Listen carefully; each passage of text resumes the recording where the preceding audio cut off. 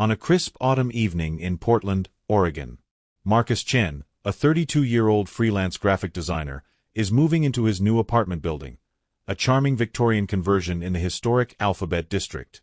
The building has character: ornate moldings, creaky hardwood floors, and large bay windows that overlook tree-lined streets. Marcus is excited about this fresh start after a difficult breakup and a cross-country move from Boston.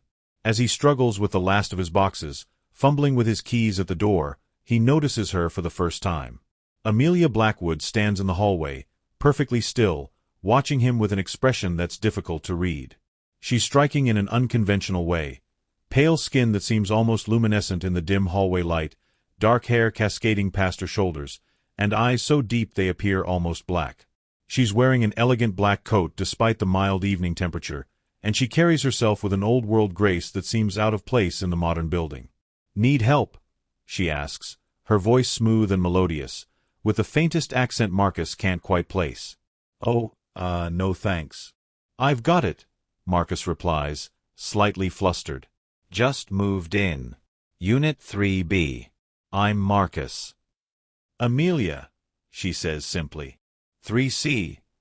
Right next door." She offers the briefest smile before turning and disappearing into her apartment with barely a sound. Marcus stands there for a moment, oddly unsettled. There was something about her, something he can't quite articulate. The way she moved, perhaps, or the intensity of her gaze. He shakes off the feeling and continues unpacking. Over the next few weeks, Marcus begins to notice peculiarities about his mysterious neighbor. The sounds are what first catch his attention. Living in an old building means thin walls, and Marcus can hear more than he'd like from adjacent apartments. But Amelia's apartment is different. During the day, it's completely silent, not the normal quiet of someone at work, but an absolute, tomb-like stillness. No footsteps, no television, no creaking floorboards. Nothing. But at night, everything changes. Around sunset, Marcus begins to hear activity. Not loud, exactly, but present. The soft padding of footsteps. Water running. Occasionally, music, always classical, always melancholic.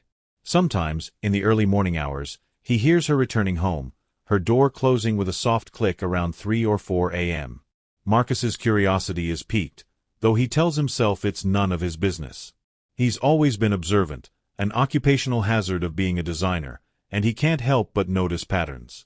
One evening, while taking out the trash, Marcus encounters Amelia in the building's small courtyard. She's tending to the night-blooming jasmine that grows wild near the back fence, her movements graceful and purposeful. "Beautiful evening," Marcus ventures, trying to be neighborly. Amelia looks up, and in the moonlight, her features seem almost ethereal. It is. The night has a particular quality in autumn, don't you think? Everything feels more alive. "Most people would say that about daytime," Marcus observes with a slight smile. "Most people are awake during the day," Amelia replies, a hint of amusement in her tone. "I work nights. Always have. My circadian rhythm is unconventional." "What do you do?" "I'm an archivist and rare book consultant. I work with private collectors, museums, auction houses. The work requires specific conditions, controlled environments, minimal light exposure to protect delicate materials. Night work suits me perfectly."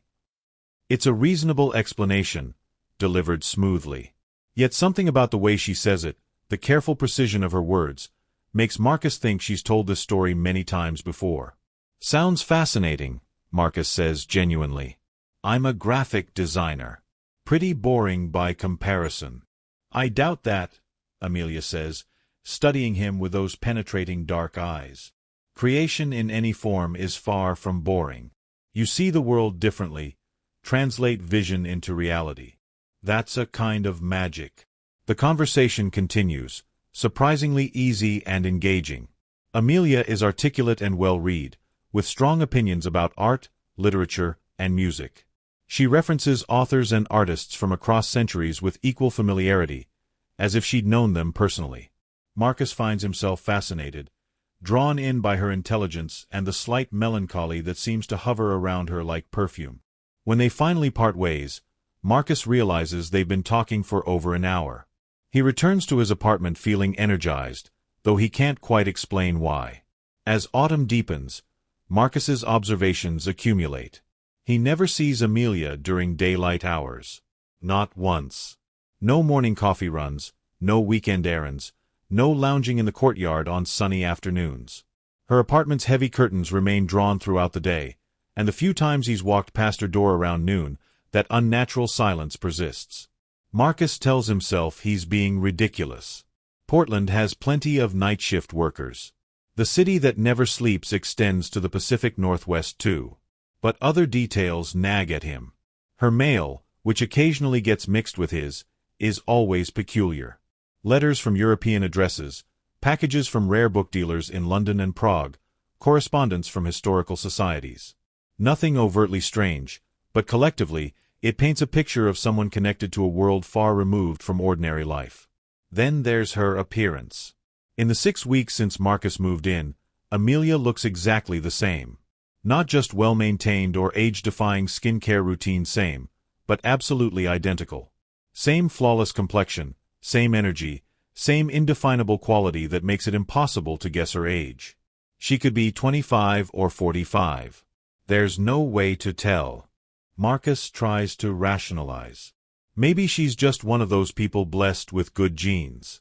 Maybe the night schedule keeps her out of the aging sun. Maybe he's projecting some kind of gothic fantasy onto a perfectly normal, if eccentric, neighbor. But then comes the incident that tilts his curiosity toward genuine concern. It's a Friday night, and Marcus is returning from drinks with a potential client. He's slightly buzzed, in good spirits, and looking forward to a weekend of Netflix and actual relaxation. As he rounds the corner to their building, he sees Amelia. She's standing perfectly still in the shadow of the building's entrance, and she's not alone. A man, large, aggressive, clearly intoxicated, is blocking her path, crowding into her space. "Come on, baby, just one drink. I've seen you around. You're always alone. I could fix that." "Please move," Amelia says, her voice cold and commanding. "I have no interest in your company." "That's not very friendly," the man slurs, reaching out to grab her arm. What happens next occurs so quickly that Marcus almost misses it. Amelia's hand moves, a blur of motion, and suddenly the man is on the ground, clutching his wrist, his face contorted in pain and sudden primal fear. Amelia stands over him, and in the streetlight's glow, Marcus sees something in her expression that freezes him in place. Fury. Hunger. Something ancient and predatory that has nothing to do with the polite, cultured woman he's been talking to for weeks. "Do not touch me," she says quietly, each word precisely enunciated. "Do not ever touch me again. Do you understand?" The man nods frantically, scrambling backward before staggering to his feet and running, actually running, down the street. Amelia stands there for a moment, her shoulders tense, before she seems to collect herself. She adjusts her coat, takes a deep breath, and turns toward the building entrance. That's when she sees Marcus. For a long moment, they stare at each other. Marcus's heart is pounding, adrenaline mixing with the alcohol in his system. Amelia's expression is carefully neutral, but there's a wariness in her eyes, a calculation. "Are you all right?" Marcus finally manages. "Fine," Amelia says shortly. "Men like that are tiresome." "That was... you moved really fast. And he was a big guy." "Self-defense classes," Amelia replies, her tone brooking no argument. "Years of them. When you're a woman who works nights, you learn to protect yourself." It's another reasonable explanation. Another smooth response. But Marcus saw what he saw, and the fear in that man's eyes wasn't just from being thrown off balance. They enter the building in uncomfortable silence. At their respective doors, Amelia pauses. "Marcus," she says quietly, "what you saw. I would appreciate your discretion. I don't like violence. I avoid it when possible. But sometimes it's necessary." "Of course," Marcus replies. "I get it. Really." Amelia nods, studying him for a long moment before entering her apartment. Marcus leans against his door, his mind racing.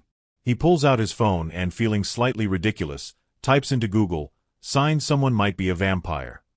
The results are predictably absurd. Aversion to sunlight. Doesn't age. Superhuman strength and speed. Drinks blood, presumably, though Marcus hasn't seen any evidence of that particular habit. Sleeps during the day. Lives forever. This is insane, Marcus mutters to himself. Vampires aren't real. But he can't shake the image of Amelia's face in that moment. The predatory intensity, the otherworldly grace of her movement, the absolute confidence of someone who knows they're the most dangerous thing in the vicinity. Over the next few days, Marcus can't stop thinking about it. He's always been a logical person, someone who believes in evidence and rational explanation. But he's also creative, drawn to stories and possibilities. The designer in him appreciates mystery, the question of what lies beneath surfaces. He begins to research in earnest, falling down internet rabbit holes about vampire mythology. Most of it is clearly nonsense, Hollywood inventions and young adult novel tropes. But some of the older folklore is surprisingly consistent across cultures. Beings who avoid daylight, who possess supernatural strength and longevity, who feed on human blood to survive. Marcus feels like he's losing his mind. This isn't real life. Real life is deadlines and rent payments and awkward dating app conversations. Real life isn't discovering your attractive neighbor might be an actual vampire. But then he remembers the silence of her apartment during the day. The way she never eats or drinks when they talk in the courtyard. The centuries of art and literature she discusses with casual intimacy. The mail from all over the world. The complete absence of any online presence. He checked, and Amelia Blackwood appears nowhere on social media, nowhere in any public records he can find. He decides to test his theory, feeling both foolish and compelled.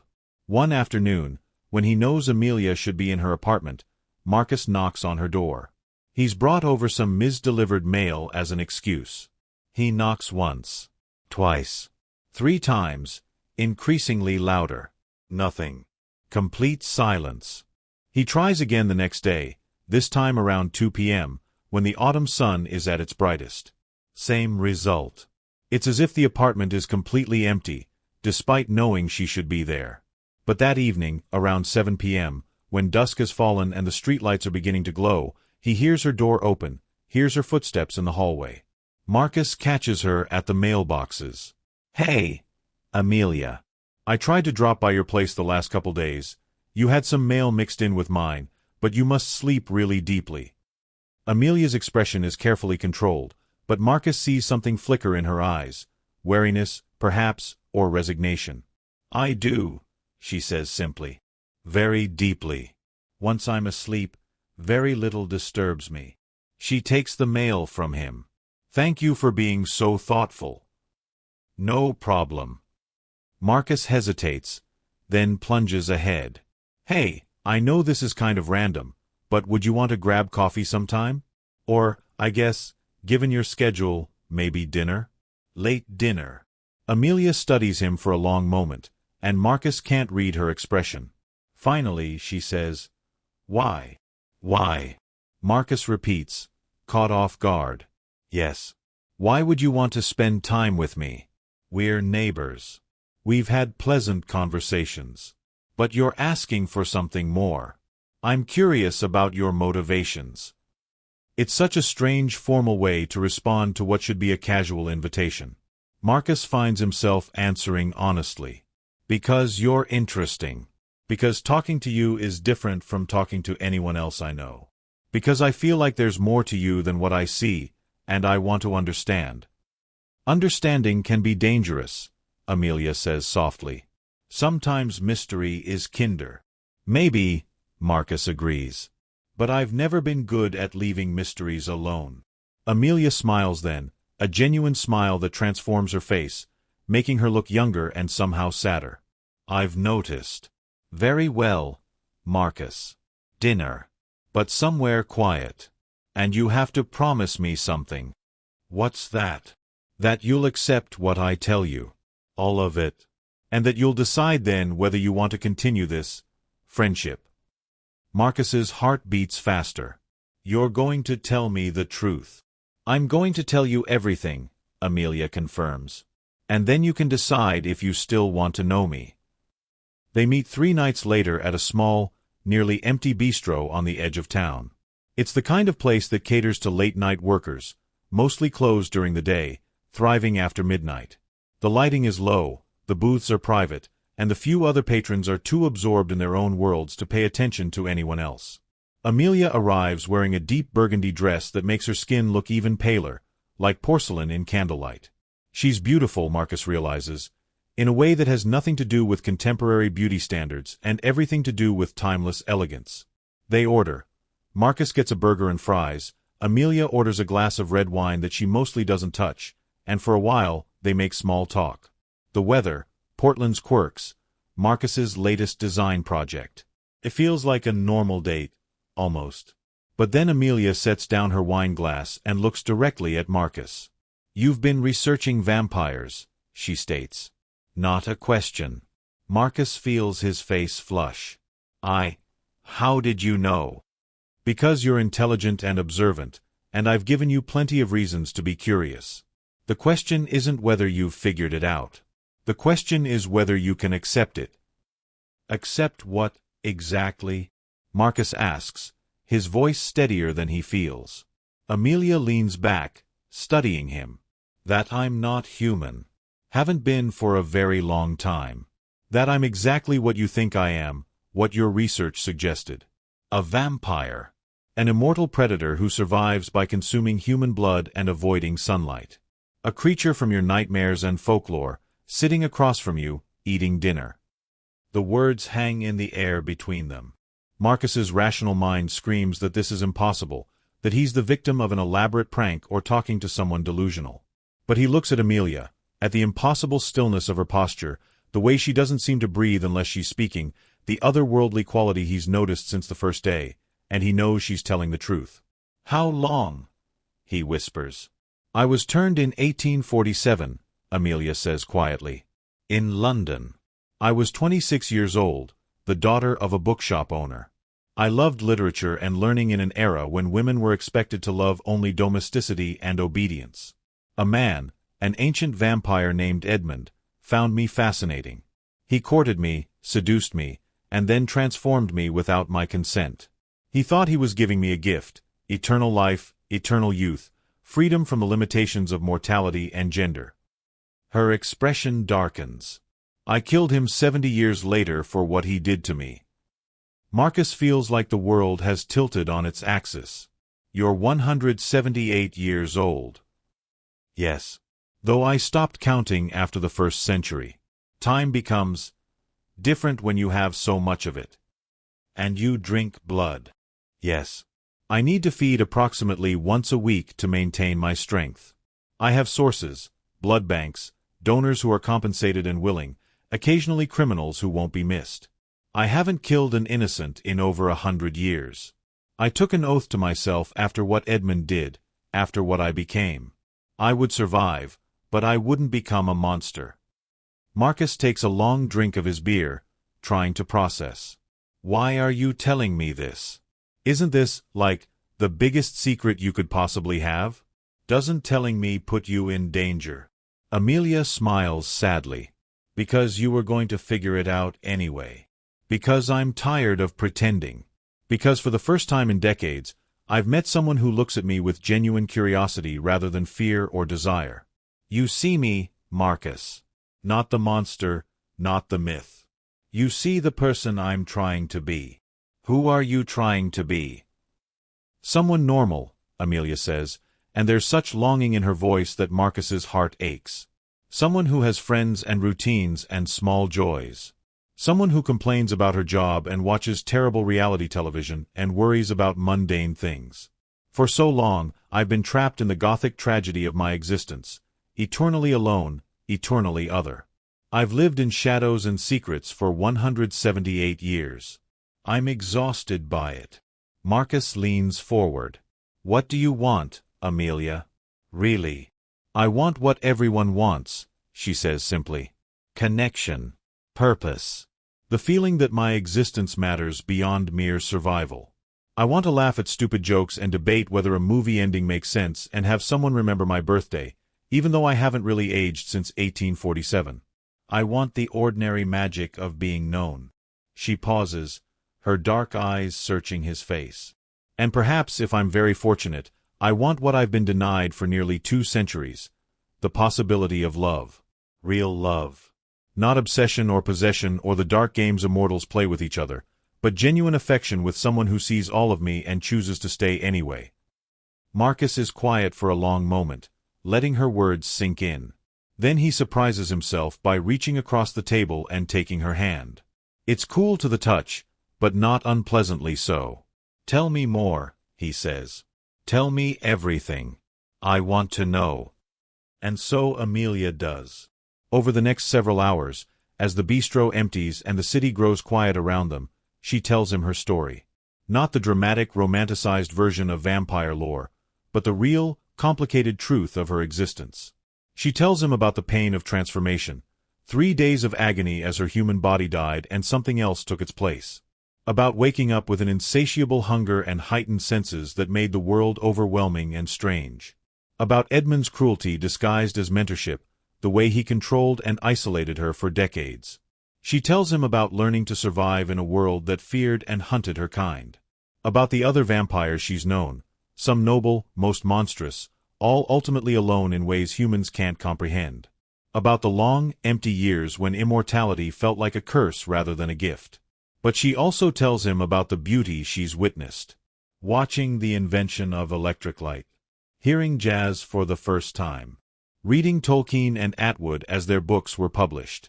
Traveling to every continent, seeing art and architecture and natural wonders that span millennia. The strange gift of perspective that comes from watching history unfold rather than just reading about it. She tells him about her work, how she genuinely does consult on rare books and historical documents, how her extensive knowledge isn't fabricated but earned through decades of study and first-hand experience.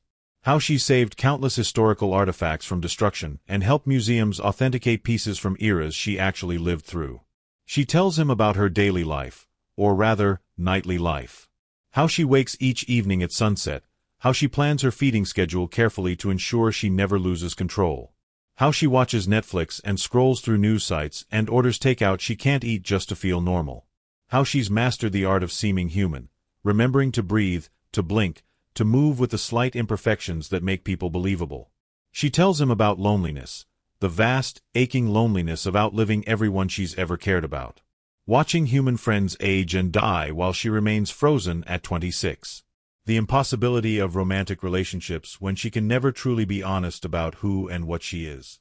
The isolation of her kind, who are too dangerous and damaged to form real communities. "It's not like the movies," Amelia says, her voice soft. "There are no sexy vampire clans in mansion lairs, no romantic brooding immortals. Most vampires I've known are bitter, broken creatures who've lost their humanity along with their mortality. They feed recklessly, kill without remorse, and see humans as nothing more than prey. I've spent my entire existence trying not to become that." "You haven't," Marcus says firmly. "You're one of the most human people I've ever met." Amelia laughs, a sound tinged with irony. "I'm literally the opposite of human, Marcus. Biologically, maybe. But humanity isn't about biology. It's about how you choose to live, how you treat others, what you value. You've spent 178 years trying to preserve your empathy and ethics in impossible circumstances. That's more human than most actual humans manage." Tears glisten in Amelia's eyes, real tears, which surprises Marcus. "You see, this is why I told you. This is why I risked everything. Because you look at me and see a person, not a thing." "You are a person," Marcus insists. "A person who happens to be a vampire. But still a person." They sit in comfortable silence for a moment before Marcus asks the question that's been nagging at him. "The guy who attacked you. You could have killed him, couldn't you? Easily." "Yes," Amelia admits. "In less than a second. And part of me wanted to. The predator in me, the part that Edmund cultivated, wanted to tear him apart. But I didn't. I controlled myself. I always control myself. That's the difference between survival and monstrosity." Does it ever get easier? The control. No, Amelia says honestly. It gets harder. Every year, the hunger becomes more familiar, more tempting. The thin veneer of civilization I've wrapped myself in feels thinner. That's why I keep moving, changing cities every few decades. Fresh starts help. New routines. New reasons to care. Is that why you're in Portland? Partially. But also because I've always loved this city. The rain, the gloom, the artistic spirit. It suits me. And I thought perhaps here, in this strange, accepting corner of the world, I might find what I'm looking for. What are you looking for? Amelia meets his gaze directly. Belonging. Connection. The feeling that I'm part of the world rather than just existing adjacent to it. And maybe, if I'm very lucky, someone who can accept all of me, the monster and the woman, the predator and the person who just wants to watch bad TV and complain about Mondays. I don't think Mondays affect you the same way, Marcus jokes weakly, trying to lighten the intensity. Amelia laughs, a real laugh. You'd be surprised. Even vampires dread the start of the work week. Some things are universal. They leave the bistro around 3 a.m., walking slowly through the empty Portland streets. The city is quiet, peaceful, transformed by darkness into something almost magical. Marcus has always been a day person, but seeing the world through Amelia's perspective, through the lens of night, he begins to understand its appeal. So what happens now? Marcus asks as they walk. You've told me your biggest secret. I haven't run screaming into the night. What's next? I don't know, Amelia admits. This is uncharted territory for me. I've never told anyone before. Not willingly, not completely. I've had human lovers over the years, but they never knew the truth. I always left before they could see too much, ask too many questions. Cowardly, perhaps, but safer. For everyone. Why tell me, then? Why take the risk? Amelia stops walking, turning to face him. The streetlight casts dramatic shadows across her face, highlighting the inhuman perfection of her features. Because I'm tired of being alone, she says simply. Because you're kind and curious and creative. Because when you look at me, I feel seen in a way I haven't in decades. Because maybe, just maybe, you're someone who can handle the truth of me without being destroyed by it. I'm not that fragile, Marcus says, smiling. Most humans are, when it comes to my kind.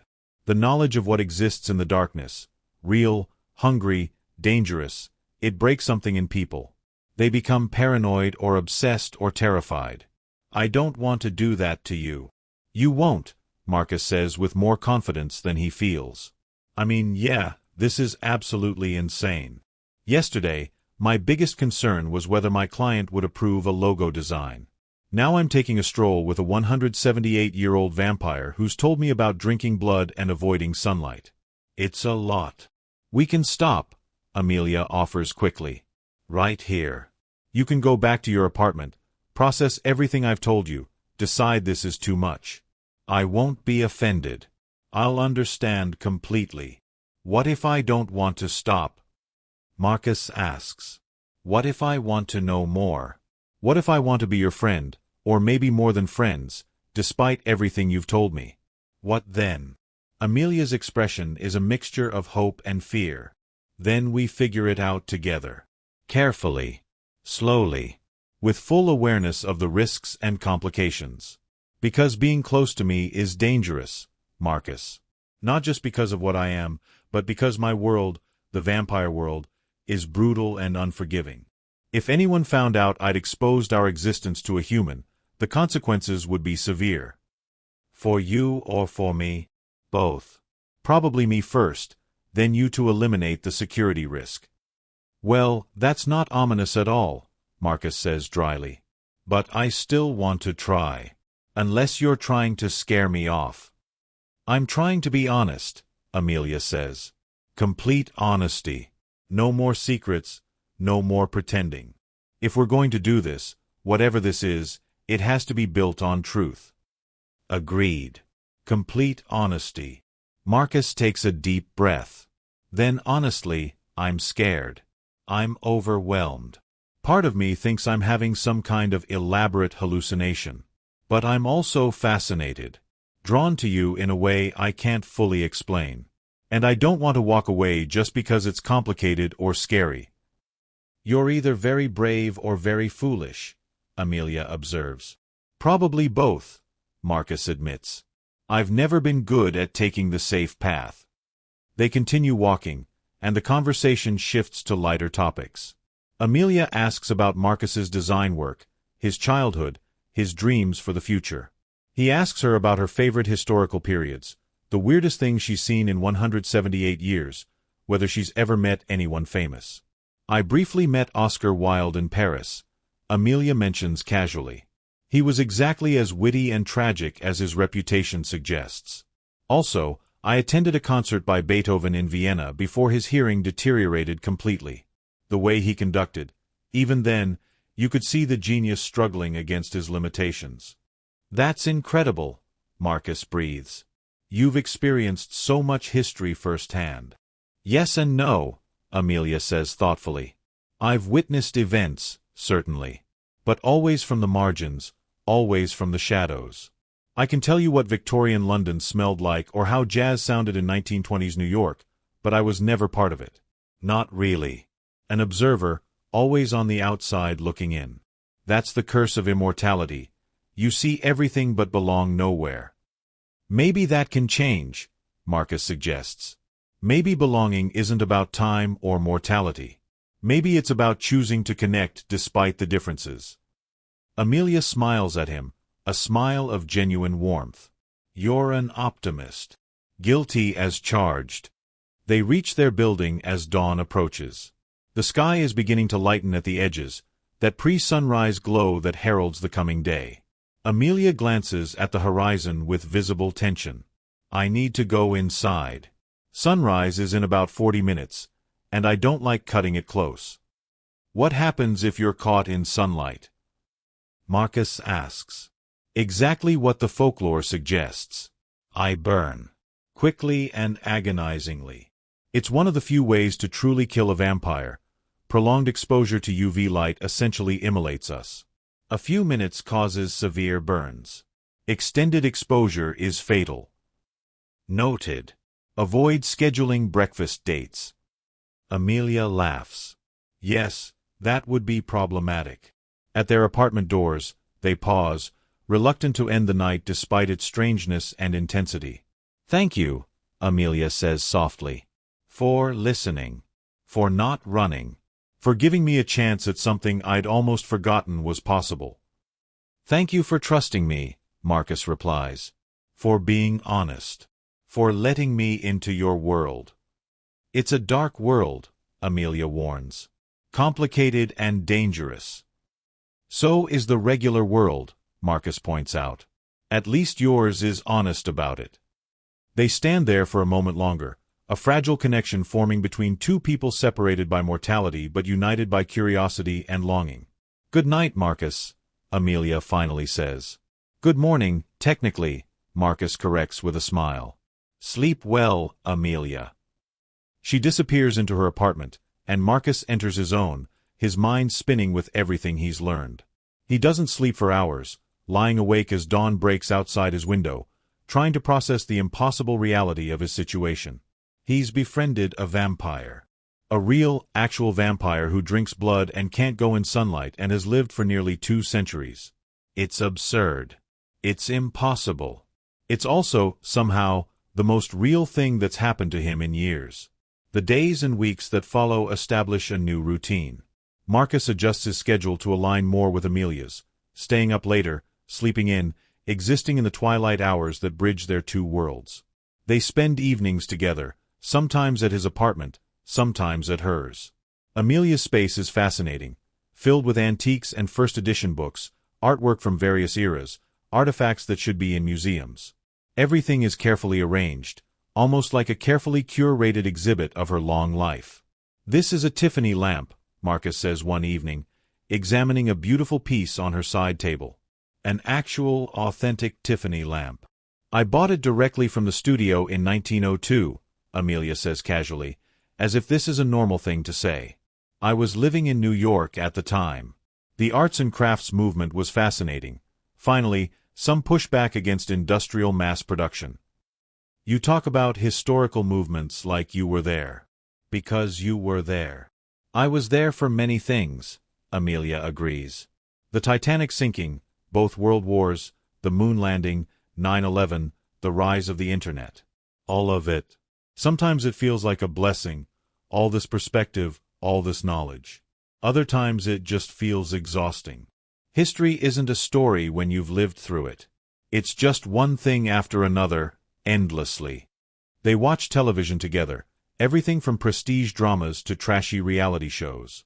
Amelia has surprisingly strong opinions about The Bachelor and whether people should be vegetarian on cooking competition shows. You have to understand, she explains during one particularly heated debate about a contestant's decision, I can't eat food. I remember what it tastes like, but that memory gets more distant every year. So I live vicariously through cooking shows. And when someone wastes good ingredients or doesn't respect the craft, it bothers me. Probably more than it should. That's actually really sad, Marcus observes. It is, Amelia agrees. One of the many small losses of vampirism. I can drink liquids for show, wine, coffee, but I can't taste them properly, and they provide no nutrition. Blood is the only thing my body can process. Everything else is just performance, pretending to be human. Do you miss it? Real food. Desperately, Amelia admits. I miss Sunday roasts and fresh bread and my mother's shepherd's pie. I miss the ritual of meals, the gathering, the sharing, the comfort. Feeding on blood is necessary but joyless. Efficient but empty. I'd give almost anything for one more real meal. Marcus makes a mental note of that, though he has no idea what he could possibly do with the information. They talk about everything: art, politics, philosophy, the strange rhythms of modern life. Amelia is brilliant and insightful, but also surprisingly funny. She has a dry, sharp wit honed over decades of observation. She makes Marcus laugh constantly, finding absurdity in everything from contemporary fashion to political rhetoric. Everyone acts like the world is ending, she observes one evening. And maybe it is. But I've lived through dozens of apocalypses, at least according to contemporary panic. Y2K, nuclear war, plague, social collapse. Humanity is remarkably resilient. Stupid, but resilient. That's a very long view to take. Immortality gives you perspective. Everything feels urgent when you have limited time. When you have infinite time, you realize most crises are just temporary disturbances. They pass. Life continues. The species endures. Is that comforting or depressing? Both, Amelia says. Simultaneously. Marcus introduces Amelia to his friends. Carefully. He invents a cover story. She's a rare book consultant who works strange hours, which explains why she's never available during the day. His friends are charmed by her intelligence and wit, though a few comment on how pale she is. Does she ever go outside? His friend Jenna asks after one gathering. She's practically translucent. She has a medical condition, Marcus lies smoothly. Photosensitivity. Sunlight causes severe reactions. Ah, that explains it. She seems nice though. A little intense, but nice. Intense is an understatement, Marcus thinks. But he's learning to navigate the dual reality of knowing Amelia's true nature while maintaining the facade for everyone else. One evening, about 2 months into their friendship, Amelia invites Marcus to accompany her on her work. I want you to understand all of me, she explains. Not just the parts that are easy or comfortable. That includes how I feed.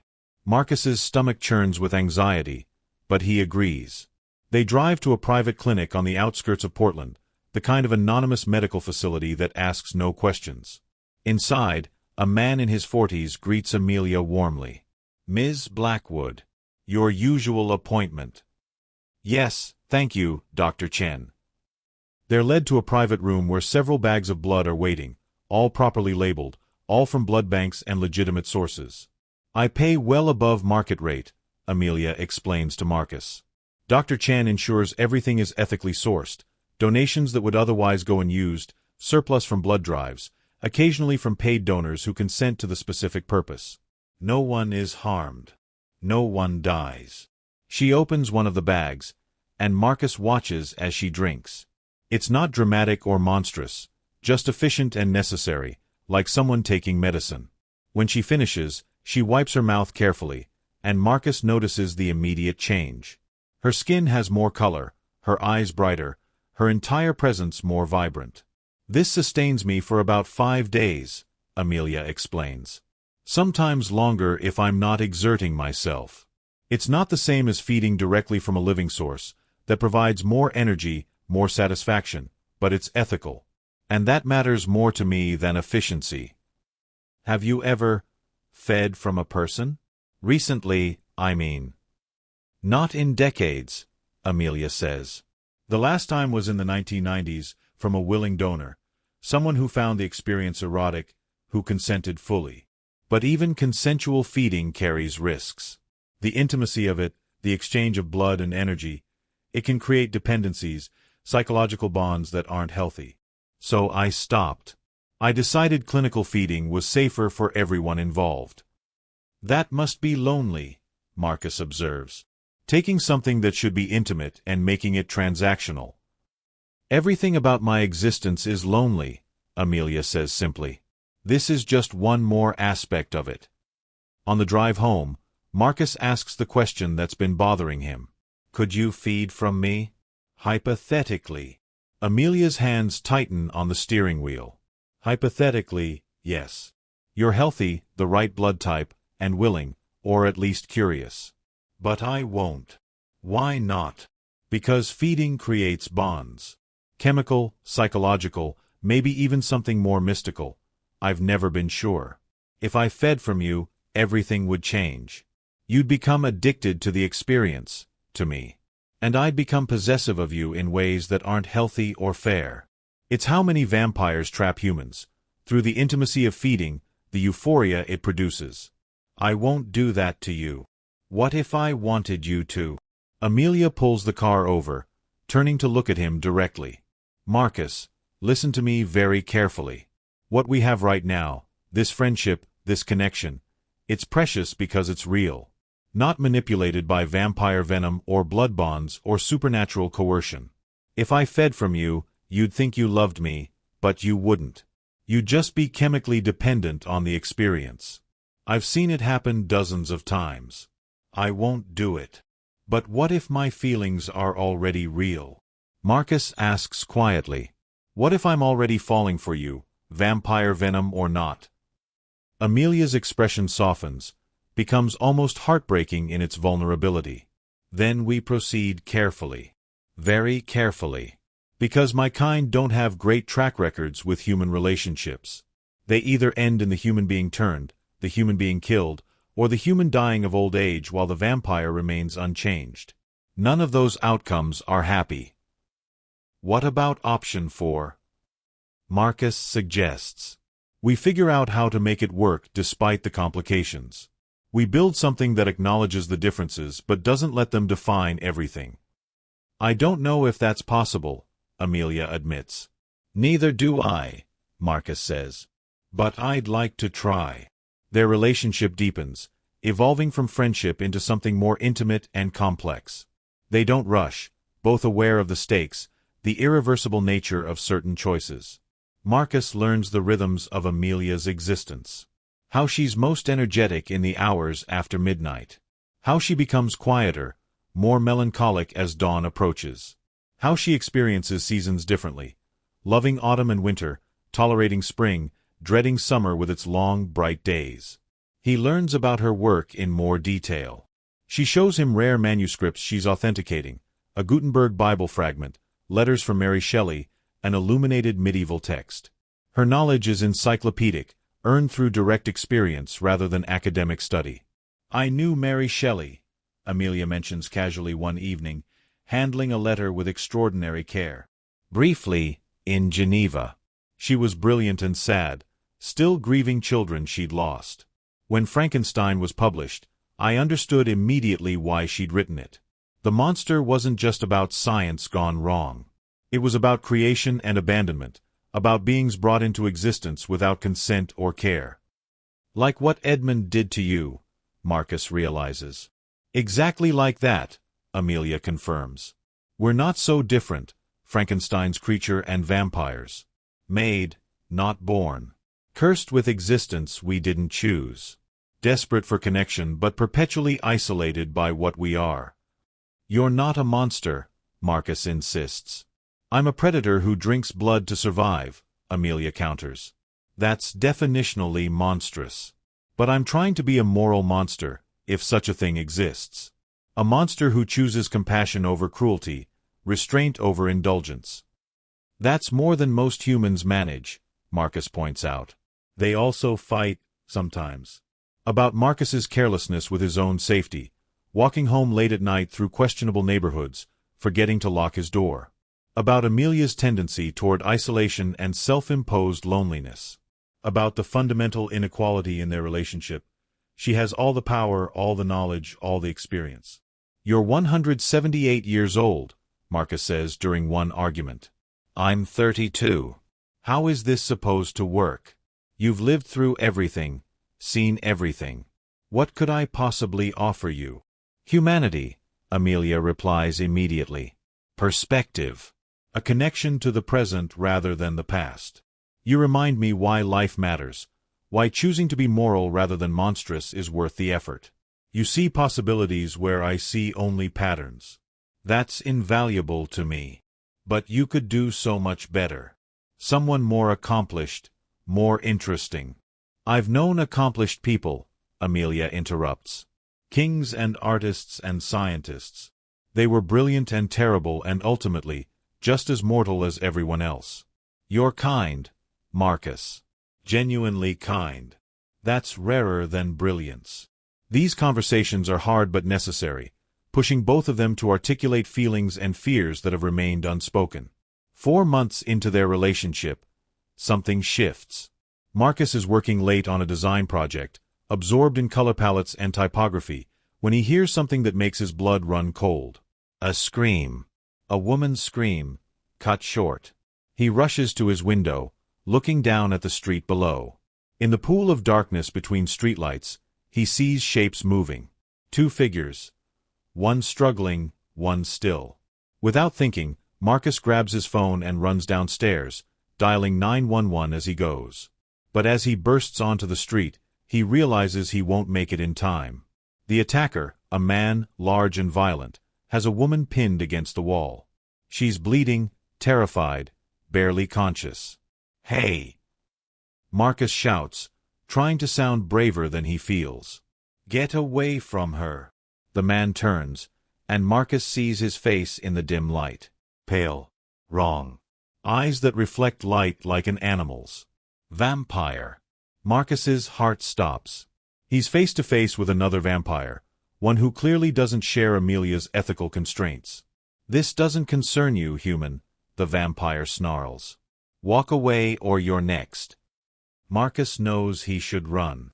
He's completely outmatched, completely vulnerable. But the woman is dying, and he can't just abandon her. I said get away from her. The vampire laughs, releasing his victim. She crumples to the ground, unconscious but breathing. Brave and stupid. My favorite combination. He moves toward Marcus with predatory grace, and Marcus knows he's made a fatal mistake. This creature could kill him in seconds, and there's absolutely nothing he can do about it. But then Amelia is there. She appears between them like a shadow made solid, moving so fast Marcus barely registers the motion. One moment the vampire is advancing, the next he's on the ground with Amelia's hand around his throat. You're in my territory, she says, her voice cold and commanding. Hunting without permission. Killing openly. You've broken our laws. Your territory? The vampire gasps. I didn't know. Now you do. Leave Portland tonight. If I ever see you here again, I'll end you. Slowly. Do you understand? The vampire nods frantically, and Amelia releases him. He scrambles away, disappearing into the darkness with supernatural speed. Amelia turns to Marcus, her expression a mixture of fury and fear. Are you insane? Confronting a feeding vampire? You could have been killed. He was going to kill that woman, Marcus protests. And calling the police would have accomplished the same thing without putting yourself in mortal danger. Amelia's voice rises, genuine terror underlying her anger. You're human, Marcus. Fragile. Mortal. One mistake and you're dead. Do you understand that? Dead. Gone. And I would have to live with that for the rest of my extremely long existence. The woman on the ground moans, bringing them back to immediate concerns. Amelia kneels beside her, checking her pulse, examining the bite wounds on her neck. She'll live, Amelia determines. He didn't take enough to kill her, just enough to feed. I need to alter her memory, though. She can't remember this, can't remember what he was. You can do that? Vampire venom has psychoactive properties. In small doses, carefully administered, it can blur memories, create confusion. She'll wake up tomorrow thinking she was mugged. Traumatic but explainable. The wounds will heal. Amelia bites her own wrist. Marcus flinches at the casual violence of it, and lets a few drops of her blood fall into the woman's mouth. Then she whispers something Marcus can't hear, her voice low and melodic. The woman's breathing evens out. Her expression relaxes. The paramedics are coming, Marcus says, hearing sirens in the distance. We should go. They retreat to Amelia's apartment, both shaken by the encounter. Amelia paces like a caged animal, her usual composure completely shattered. This is exactly what I was afraid of, she says. My world bleeding into yours. You facing danger because of what I am, who I am. That vampire could have killed you, Marcus. Easily. Without a second thought. But he didn't. Because you were there. I won't always be there. I can't protect you every second. And if other vampires find out about you, about us, you become a target. A weakness to exploit. So what are you saying? Marcus asks, though he dreads the answer. I'm saying maybe this was a mistake. Maybe getting close to you, letting you into my world, maybe it puts you in too much danger. That's not your choice to make, Marcus says firmly. I'm an adult. I understand the risks. I choose to accept them. You don't understand the risks, Amelia insists. You've seen me, seen what I'm capable of.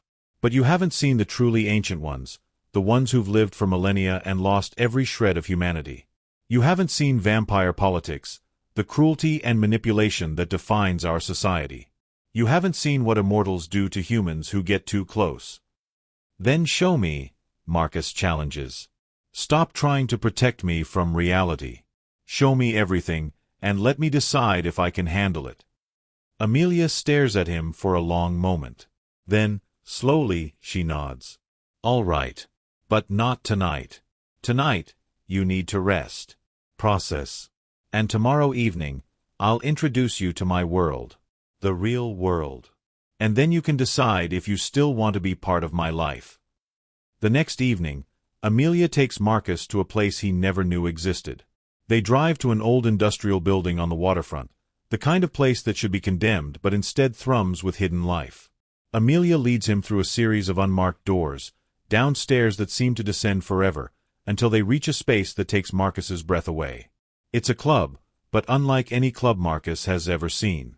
The decor is Baroque and modern simultaneously, velvet and chrome, candles and neon.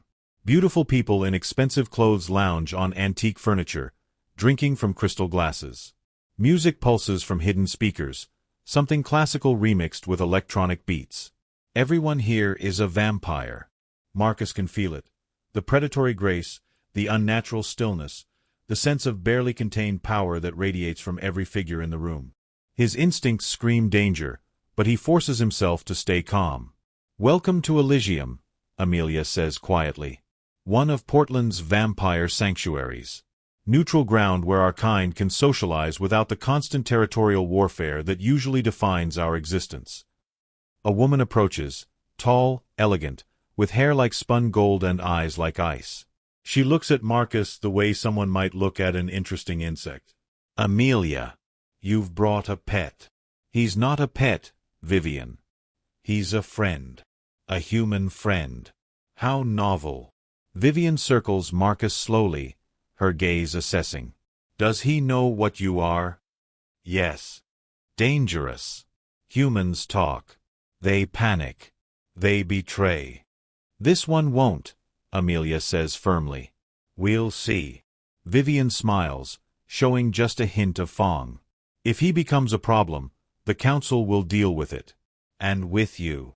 She glides away, and Marcus releases a breath he didn't realize he was holding. Who was that? Vivian. One of Portland's elders. She's been a vampire for about 4 centuries. She helps maintain order, enforces our laws. She's dangerous but fair, in her own way. They move through the club, and Amelia points out various vampires, providing whispered context. That's Marcus. Yes, also Marcus. Strange coincidence. He was turned during the Renaissance. Art collector. Mostly harmless. The couple in the corner are Thomas and Elena, turned together in the 1920s. One of the few examples of vampire relationships that actually work. And that gentleman by the bar is Solomon. We don't talk to Solomon. Why not? Because he's over 2,000 years old and completely insane. He's seen empires rise and fall. He remembers Rome, remembers civilizations we've lost all record of. That much time breaks something in the mind. He's tolerated because he's too powerful to eliminate, but everyone avoids him. As if sensing their attention, Solomon turns. His eyes meet Marcus's across the room, and Marcus feels a jolt of pure terror. Those eyes have seen everything, know everything, and hold no recognition of Marcus's humanity whatsoever. Don't look at him, Amelia hisses, pulling Marcus away. They find a quiet corner, and Amelia orders drinks, blood for her, whiskey for Marcus. His hand shakes slightly as he takes the glass. This is your world, Marcus says. These are your people. Reluctantly, Amelia confirms. I avoid Elysium when possible. Too many painful reminders of what I am, what I've become. But I wanted you to see it. To understand that I'm not just a quirky neighbor with unusual dietary requirements. I'm part of an entire hidden society, ancient, dangerous, inhuman. Why are you showing me this? To scare me away. To give you informed consent, Amelia replies. If we continue this relationship, if we let it become what I think we both want it to become, you need to understand the world you're entering. These vampires, this culture, these rules and politics and dangers. It's all part of my existence, and it would become part of yours by association. A commotion near the entrance draws their attention. A group of vampires enters, and the entire atmosphere of the club changes, becomes tense, dangerous. Who are they? Marcus whispers. Trouble, Amelia mutters. The leader of the group is a man who radiates authority and cruelty in equal measure. Handsome in a classical way, dressed impeccably, moving with the absolute confidence of apex predator. Edmund, Amelia breathes, her face draining of what little color it has. You're Edmund? The one who turned you? Yes. Edmund's gaze sweeps the room and lands on Amelia. His smile is predatory and possessive, sending chills down Marcus's spine. Little Amelia, Edmund says, his voice carrying across the space. It's been, what, 70 years? You're still angry about Vienna, I assume. I killed you in Vienna, Amelia says coldly. Stabbed you through the heart with a wooden stake. Watched you burn. You certainly tried, Edmund agrees. Very enthusiastically, as I recall. But I'm older than you realized, my dear. Stronger. It takes more than a stake to kill me. I've been recovering, rebuilding. And now I'm back. Portland is quite lovely. I think I'll stay. Amelia stands, and Marcus can feel the tension radiating from her. You're not welcome here. Portland is my territory. Your territory? Edmund laughs. You've been here, what, 2 years? That doesn't establish territorial rights. I'm invoking elder privilege. I'm older, stronger, and I have prior claim. You're my progeny. Everything you have, everything you are, derives from me. The council will never approve. The council will accept what I tell them to accept, Edmund interrupts smoothly. I've already negotiated with Vivian. She sees the wisdom of accommodating an elder vampire rather than supporting a rebellious child who fraternizes with humans. His gaze shifts to Marcus, and Marcus feels pinned by that ancient, malevolent attention. Is this your pet, Amelia? Your little human friend? How adorable. How weak. Leave him alone, Amelia warns. Or what? You'll try to kill me again? We both know how that ended. Edmund steps closer. I'm going to enjoy this. Watching you squirm, watching you try to maintain your pathetic pretense of humanity while I dismantle everything you've built. Starting with your relationship with this fragile little mortal. He reaches toward Marcus with inhuman speed, but Amelia intercepts, putting herself between them. You want me, she says quietly. Fine. We'll settle this. But leave him out of it. Our conflict doesn't involve him. Everything about you involves him now, Edmund says. That's the problem with caring, Amelia. It creates vulnerabilities, weaknesses, and I excel at exploiting weaknesses. Vivian appears, her expression carefully neutral. Enough. Both of you. Edmund, you've made your point. Amelia, take your human and leave. We'll convene the council tomorrow night to discuss territorial claims. Until then, no violence. Those are the rules of Elysium. Edmund bows mockingly. Of course. I'm always respectful of rules. Amelia pulls Marcus toward the exit, moving quickly but not running. Showing weakness would be dangerous. They don't speak until they're in her car, several blocks away. I'm sorry, Amelia says, her voice shaking. I'm so sorry. I thought he was dead. I was certain I'd killed him. If I'd known he survived. It's okay, Marcus says, though his heart is still racing. It's not okay. You saw him. He's going to come after you to hurt me. That's how he operates. He destroys everything I care about. What happened in Vienna? Amelia is quiet for a long moment, her hands gripping the steering wheel so tightly Marcus worries it might break. I finally worked up the courage to confront him. After 125 years of manipulation and control, I decided to end it. I tracked him down, caught him off guard, and staked him. Or thought I did. Apparently, he's older and more powerful than he ever let me believe. Ancient vampires, truly ancient ones, can survive injuries that would kill younger ones. I didn't know. What does he want? Control. Possession. To prove that I'm his creation, his property. Edmund doesn't love, he owns. And he never forgives anyone who tries to escape. They drive in silence for a while before Marcus speaks. I'm not leaving. Marcus. I'm not leaving, he repeats firmly. I know this is dangerous. I know Edmund is a threat. But running away won't change anything. He'll still be here. You'll still be in danger. At least if I stay, we face it together. You could die, Amelia says bluntly. I'm going to die eventually anyway, Marcus points out. That's how being human works. I'd rather spend whatever time I have with you, fighting against people like Edmund, than run away and spend decades wondering what could have been. Amelia pulls the car over, turning to look at him with tears in her eyes. Real, genuine tears. You're impossibly stubborn. One of my best qualities, Marcus agrees. I don't deserve you. That's not your call to make, Marcus says gently. I get to decide what I deserve, and right now, I think I deserve someone extraordinary.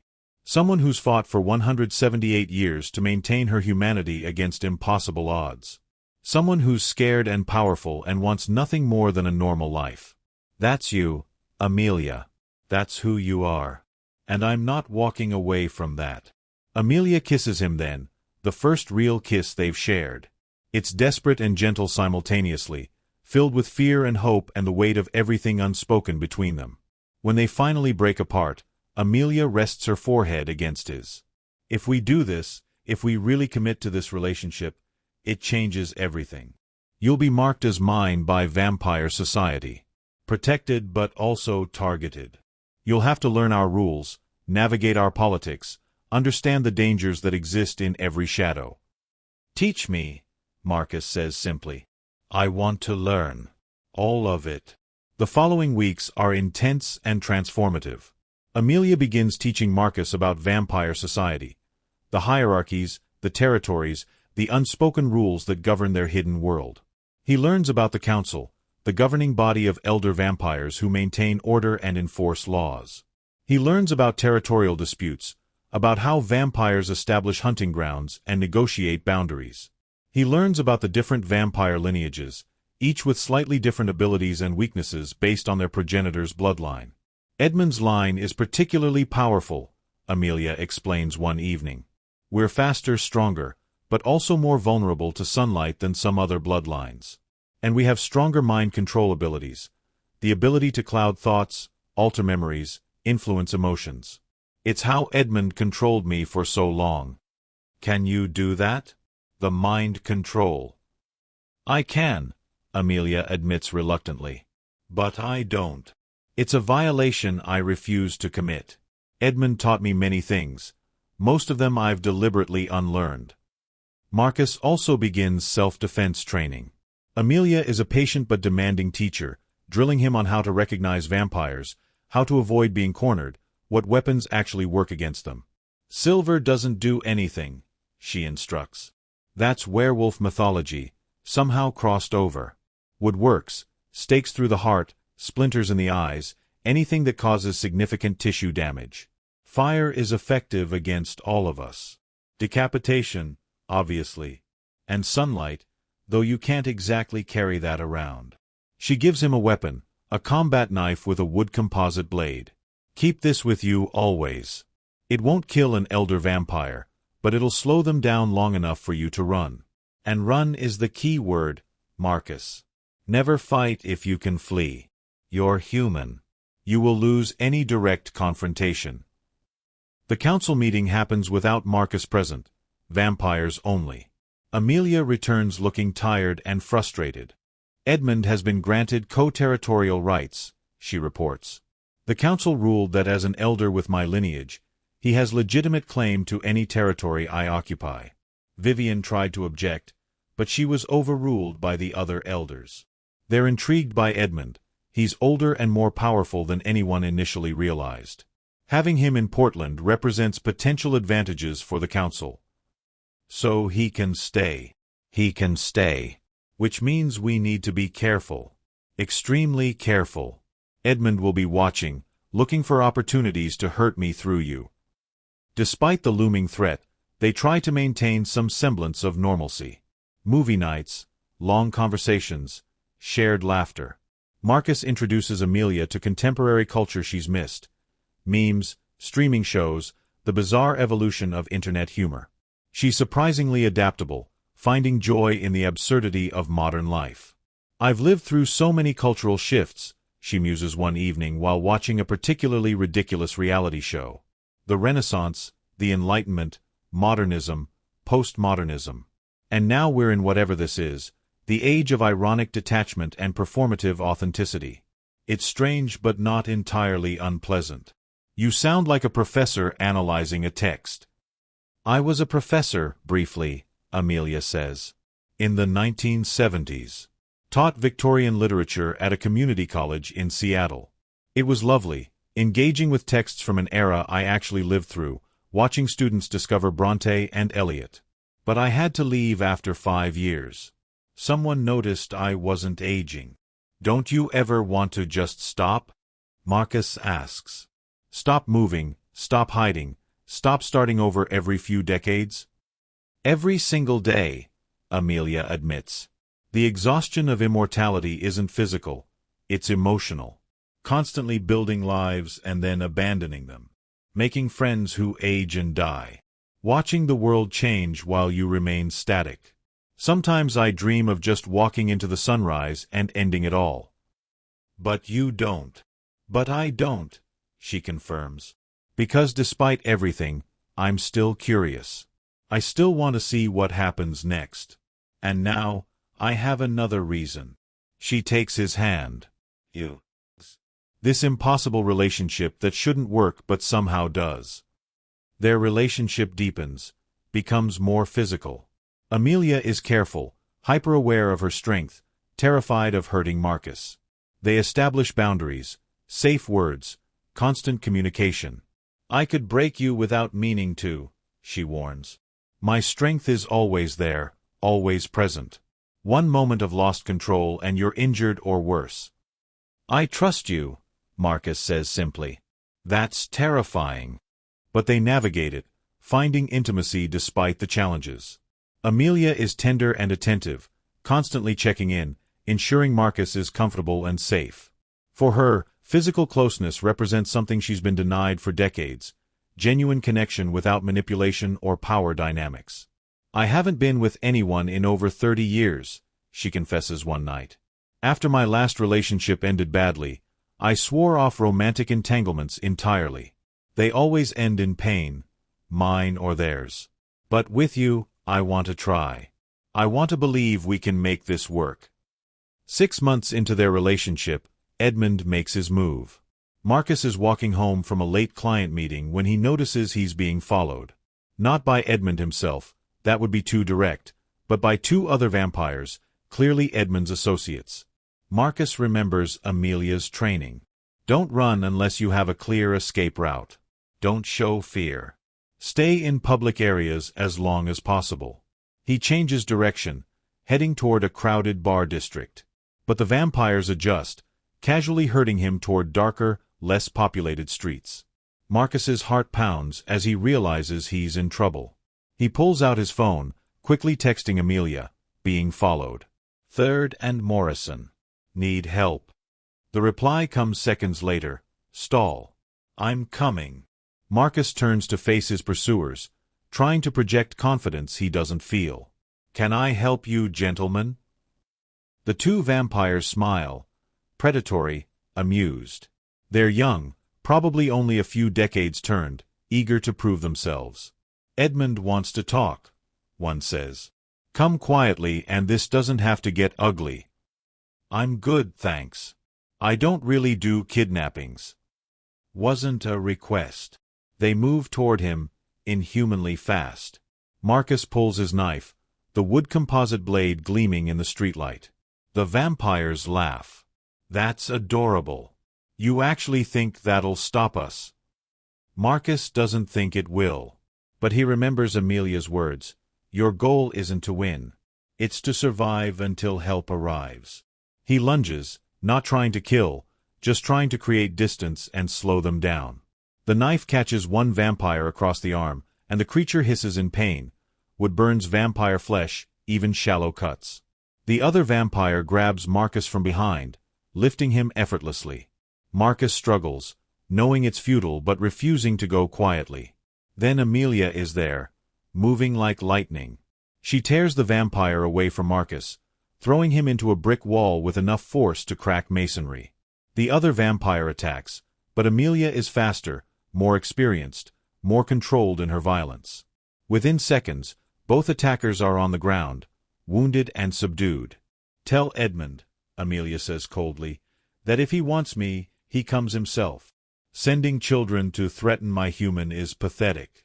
Next time, I won't be so merciful. She releases them, and they scramble away into the darkness. Amelia turns to Marcus, checking him for injuries with hands that tremble slightly. Are you hurt? No. Scared, but not hurt. You got here fast. I left the moment I got your text. I was terrified I wouldn't make it in time. She pulls him into a fierce embrace. This is exactly what I was afraid of. Edmund using you to get to me. But it didn't work, Marcus points out. You saved me. I'm fine. This time. What about next time? What about when I'm across the city, or feeding, or dealing with other council business? I can't be with you every second, Marcus. And Edmund knows that. They return to Amelia's apartment, both shaken. She paces restlessly while Marcus sits, trying to calm his racing heart. We need to end this, Amelia finally says. Edmund won't stop. He'll keep coming after you until he gets what he wants, either me submitting to his control or you dead as punishment for my defiance. I can't let that happen. What are you proposing? A formal challenge. Vampire law allows for combat resolution of territorial disputes. If I challenge Edmund and win, he has to leave Portland permanently. If he wins, she trails off. If he wins, you die. Or worse. He could incapacitate me, keep me alive but controlled. That's more his style, eternal dominance rather than destruction. That's not happening, Marcus says firmly. We'll find another way. There is no other way. Edmund has council approval to stay. The only option is trial by combat, and it has to be me.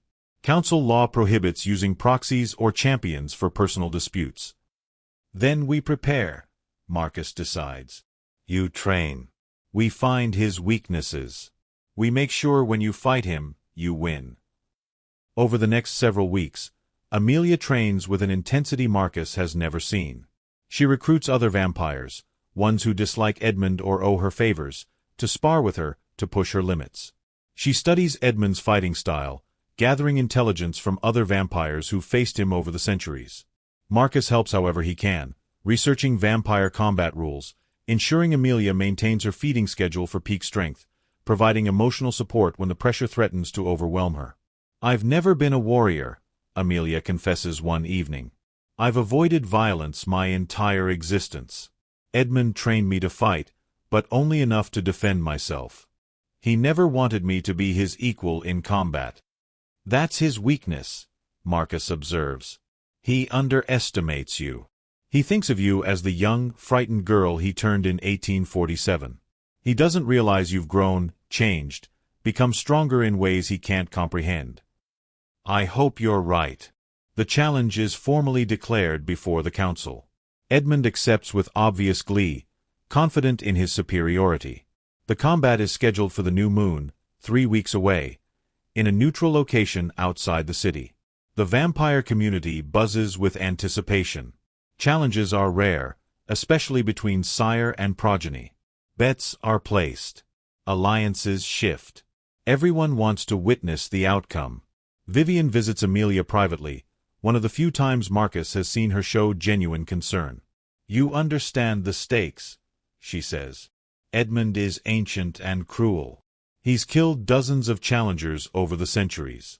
He'll use every dirty trick, every psychological manipulation. And if you lose, the council won't protect your human. You'll both be at Edmund's mercy. I understand, Amelia says quietly. Why do this? Why not just leave Portland? Start over somewhere new. Because I'm tired of running, Amelia replies. For 178 years, I've been running from Edmund, physically, emotionally, spiritually. Everywhere I go, he's there in my mind, controlling my choices through fear. I want to be free, really free. And the only way to achieve that is to face him. Vivian nods slowly. Then fight smart. Edmund is stronger, but strength isn't everything. You're faster, more adaptable. Use that. And remember, he wants to humiliate you, not just defeat you. That arrogance is his vulnerability. The night before the challenge, Marcus and Amelia spend quiet hours together. They don't talk about the fight, the possibility of failure, the fear that saturates every moment. Instead, they talk about small things, favorite movies, childhood memories, dreams for the future. If I survive this, Amelia says softly, I want to try something I've never done before. What's that? Commitment. Real, long-term commitment. I want to stop running, stop hiding. I want to build a life here in Portland with you. Figure out how to make this relationship work despite all the complications. Maybe even. She hesitates. Even what? Maybe even consider turning you. Eventually. Not now. You need to live your human life, experience everything mortality offers. But someday, if you still want it, if we're both certain, I could give you what Edmund gave me. But as a gift this time. With consent and love rather than control. Marcus's breath catches. The possibility has been there, unspoken, since he learned what she was. Immortality. The chance to be with her forever, to transcend human limitations. We'll talk about it, he says carefully. After you win tomorrow.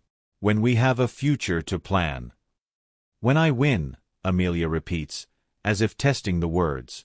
I like your optimism. They hold each other as dawn approaches, Marcus falling asleep in Amelia's cool embrace. She doesn't sleep, vampires don't need to, but she lies still, listening to his heartbeat, memorizing the warmth of his presence in case it's the last time. The challenge takes place in an abandoned warehouse outside Portland, a location chosen for its isolation and symbolic neutrality. The space has been prepared according to vampire law, a large circle marked in salt, witnesses positioned safely outside the combat zone, council members present to ensure rules are followed. Marcus stands with the other human observers, his heart hammering. He's never felt more helpless, more aware of his mortality and limitations. Everything depends on Amelia now. Edmund arrives like a dark prince, surrounded by supporters, radiating confidence and cruelty. He wears all black, his appearance theatrical and intimidating. He's playing to the crowd, performing supremacy before the actual fight begins. Amelia enters alone, dressed simply in dark clothing that allows freedom of movement. She looks small compared to Edmund, fragile even. But Marcus sees the determination in her eyes, the coiled strength in her posture. Vivian steps forward as the designated arbiter. This challenge follows ancient law. Combat continues until one party yields, is incapacitated, or is destroyed. No outside interference. No weapons beyond natural vampire abilities. The victor claims territorial rights, and the loser submits to exile or destruction. Do both parties accept these terms? I accept, Amelia says clearly. I accept, Edmund echoes, his smile predatory. Then begin. Edmund moves first, incredibly fast, a blur of motion. But Amelia is ready, dodging with inches to spare. They circle each other, testing, probing for weaknesses. You've learned some tricks, Edmund observes. How adorable. But you're still the frightened girl I found in that London bookshop. You'll always be mine, Amelia. My creation. My possession. I was never yours, Amelia replies. You stole my humanity, but you never owned my soul. Edmund lunges, and the real fight begins. It's brutal and beautiful simultaneously. Two ancient predators moving at speeds barely visible to human eyes. They clash in separate, each strike calculated, each dodge necessary. Edmund fights with raw power, overwhelming force designed to crush opposition. Amelia fights with precision, using Edmund's momentum against him, targeting vulnerable points. Blood is drawn, dark vampire blood that smokes and hisses where it hits the ground. Edmund gashes Amelia's shoulder. She tears into his side. They're both wounded, both determined. This is pointless, Edmund snarls. You can't beat me. I'm centuries older, infinitely stronger. Every moment you prolong this just increases your suffering. Maybe, Amelia pants. But I'd rather suffer fighting than submit to you ever again. She changes tactics, becoming more aggressive. It's risky, Edmund is physically stronger, but she's noticed something. He's protecting his left side more than his right. An old injury, perhaps, or a weakness he's tried to hide. Amelia feints right, then strikes left, her fingers elongating into claws that rake across Edmund's ribcage. He screams, actual pain rather than performative dramatics, and stumbles. That's when Amelia sees it. Beneath the torn clothing, beneath the wounded flesh, there's something embedded in Edmund's chest. A splinter from her previous attempt to kill him in Vienna, lodged near his heart. He survived by pushing it out of the vital zone, but never fully removed it. She presses the advantage, driving him back, focusing all her attacks on that vulnerable spot. Edmund realizes what she's discovered and becomes desperate, his movements less controlled, more savage. "You'll die for this," he roars. "I'll kill you and your pathetic human and everyone you've ever cared about." "No," Amelia says calmly. "You won't." She moves with absolute precision, her hand driving forward like a spear, finding the exact spot where wood meets flesh. She pushes, using all her strength and speed, driving the splinter deeper into Edmund's chest. Edmund's eyes widen in shock and pain. He staggers, clutching at the wound, and Amelia doesn't give him time to recover. She strikes again, her hand plunging into the wound, finding his heart. "This is for every year you controlled me," she says quietly. "For every moment of fear. For every life you destroyed. You don't own me. You never did." She tears his heart from his chest. Edmund crumbles, his body convulsing. Vampire bodies don't die like human bodies. They desiccate rapidly, aging centuries in seconds. Within moments, Edmund is nothing but dust and ancient bones, the physical form maintained by vampiric magic finally succumbing to true death. Silence falls over the warehouse. Then Vivian steps forward. Challenge completed. Amelia Blackwood is victorious. Portland territory is confirmed as hers. Edmund's holdings and rights are forfeit. Cheers erupt from the vampire witnesses, not because they particularly care about Amelia, but because they appreciate dramatic combat and respect victory. In vampire society, strength and cunning determine hierarchy. Amelia has proven both. Marcus rushes forward the moment the salt circle is broken, catching Amelia as she sways. She's wounded, exhausted, covered in blood, both her own and Edmund's. But she's alive. She's won. "It's over," she whispers. "He's really gone this time." "You did it," Marcus says, supporting her weight. "You're free." Tears stream down Amelia's face, relief and grief and triumph mixed together. She's killed her sire, violated one of vampire society's deepest taboos. But she's also liberated herself from nearly 2 centuries of psychological torment. The other vampires approach with new respect, offering congratulations and acknowledging her status. Amelia is no longer just a young vampire trying to survive. She's now an established elder with territorial rights, someone to be respected and potentially feared. The weeks following the challenge are surreal. Amelia recovers from her injuries, vampire healing is rapid, and begins navigating her new status in vampire society. She's invited to council meetings, consulted on territorial disputes, treated as an equal by vampires who previously dismissed her. "It's strange," she tells Marcus one evening. "I've spent my entire existence trying to remain invisible, insignificant. Now I'm expected to lead, to make decisions that affect the entire Portland vampire community.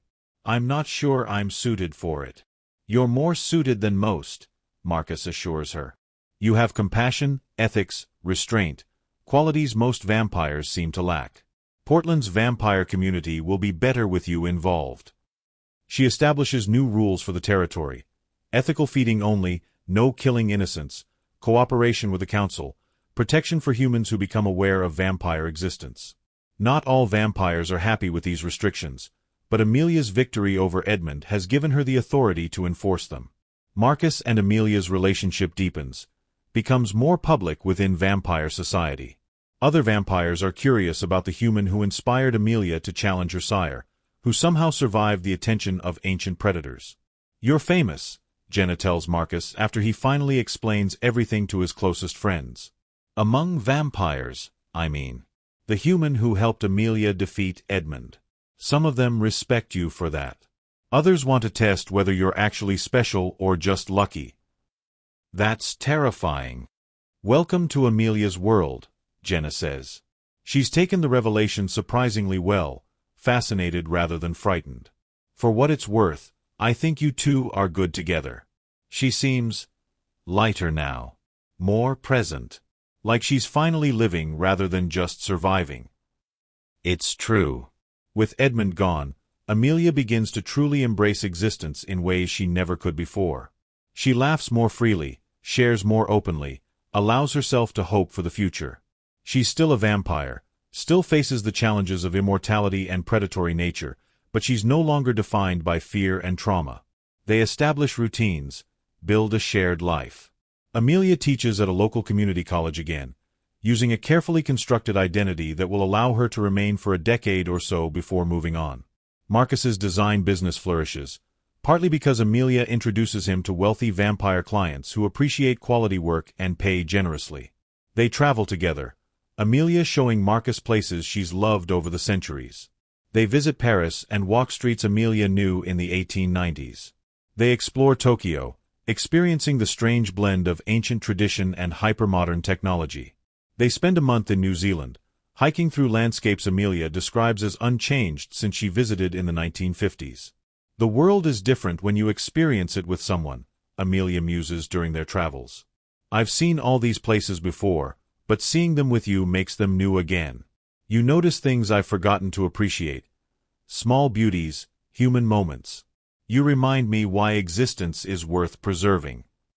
6 months after the challenge, they're sitting in their favorite late-night diner, the one that serves breakfast at 3 a.m. and asks no questions about the pale woman who never eats, when Amelia brings up the topic they've been dancing around. I've been thinking about what I said before the challenge.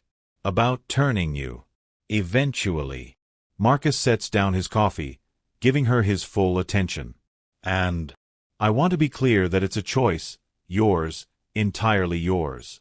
No pressure, no expectations. I love you exactly as you are, human and mortal and beautifully temporary. If you want to remain human for your entire natural life, I'll treasure every moment we have together. But if you want immortality, if you want to join me in this strange existence, I would be honored to be your sire. To give you the choice Edmund never gave me. To transform you with consent and love rather than coercion and control. Marcus has thought about this constantly since that night before the challenge. The pros are obvious. Immortality, eternal youth, the chance to be with Amelia forever. The cons are equally significant. Leaving behind his humanity, becoming a predator, watching his mortal friends and family age and die. I want to, he says slowly. Not now. I need more time being human, experiencing mortal life fully. But someday, yes. I want forever with you. When? Amelia asks softly. Give me 10 years. Let me reach my 40s, accomplish the human goals I've set for myself, say proper goodbyes to my mortal life. Then, if we're both still certain, turn me. Make me like you. 10 years, Amelia repeats. That seems reasonable. Responsible, even. You'll have time to be absolutely sure, to understand what you're agreeing to. And you'll have time to prepare, Marcus adds. To learn how to be a sire rather than just a vampire. To figure out how to do this right. They shake hands formally, then laugh at the absurdity of treating such a monumental decision like a business transaction. So we have a plan, Amelia says. 10 years of mortality, then eternity together. Assuming you don't change your mind. I won't, Marcus says with confidence. We'll see. Humans are remarkably unpredictable. That's part of your charm. The years that follow are imperfect but genuine. They face challenges. Marcus's family struggling to understand his relationship with a woman who never appears in daytime photos, vampire politics occasionally intruding on their domestic peace, the fundamental inequality of their relationship constantly requiring negotiation and communication. But they also experience joy, small victories and shared laughter, the intimacy of being truly known by another person, the strange comfort of building a life together despite impossible odds. Marcus watches Amelia continue to evolve, to shed layers of trauma and control that Edmund inflicted. She becomes more herself, not the frightened girl from 1847, not the traumatized vampire trying to survive, but someone entirely new. Someone who chooses compassion and connection, who fights for what matters, who believes in the possibility of love across the boundaries of life and death. You've changed me, Amelia tells him on the anniversary of Edmund's defeat. Made me believe that immortality doesn't have to be isolation. That being a monster doesn't preclude being a person. That love is possible even across the divide between mortal and eternal. You've changed me too, Marcus replies. Expanded my world, challenged my assumptions, taught me that reality is stranger and more beautiful than I ever imagined. They stand together on their apartment balcony, watching the Portland night. The city sprawls below them, full of humans going about their ordinary lives, completely unaware of the supernatural beings that walk among them. Somewhere in the darkness, other vampires hunt and feed. Somewhere, werewolves and witches and creatures from folklore pursue their own existence. But here, in this moment, there's just Marcus and Amelia, a human and a vampire, a mortal and an immortal, two improbable souls who found each other against all odds and chose to build something real. 10 years will pass quickly, Amelia observes. Then we'll have eternity, Marcus says. Eternity, Amelia repeats, and for the first time in 178 years, the word doesn't sound like a curse. It sounds like a promise. They kiss as the city lights twinkle below, as dawn approaches and Amelia will have to retreat indoors, as Marcus's mortal heartbeat counts down the finite moments of his human life. It's imperfect and impossible and utterly, completely real. And somewhere in the universe, in the grand cosmic ledger of possible outcomes, this unlikely story, of a graphic designer and a vampire, of mortality meeting immortality, of love transcending the boundaries between life and death, is recorded as one more small miracle in a world full of them.